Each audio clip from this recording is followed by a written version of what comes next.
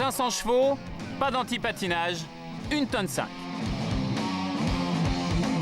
Anthony Beltoise versus la nouvelle Viper.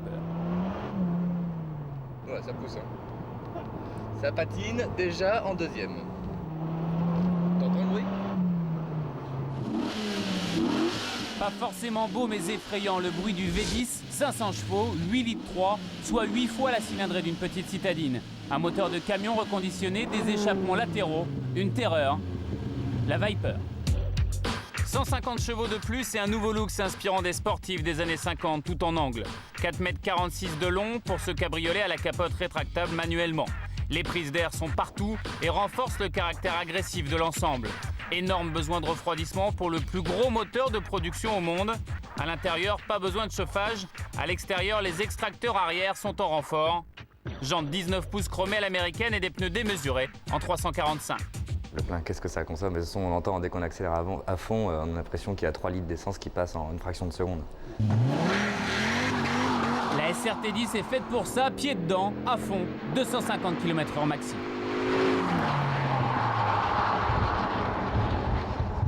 Donc c'est bien de la grosse américaine. Hein. T'accélères, ça patine, tu freines, tu te mets la tête dans le pare-brise.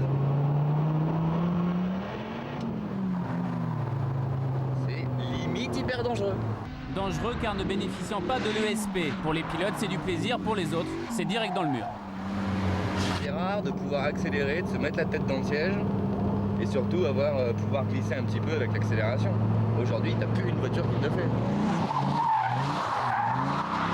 Un couple monstre et un plus pour gérer la puissance, une longue course de pédale d'accélérateur très progressive. Un conseil, ne pas s'emballer. Après le circuit, la ville, la Viper. Objet de culte.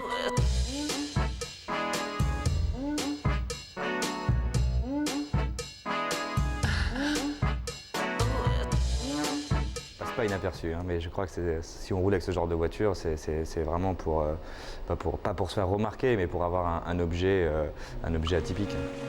112 500 € et vous partez avec. Un regret, pour ce prix, une finition plastique et peu d'options. On passe toutefois du moyen au génial avec le pédalier, ajustable d'une simple pression sur un bouton.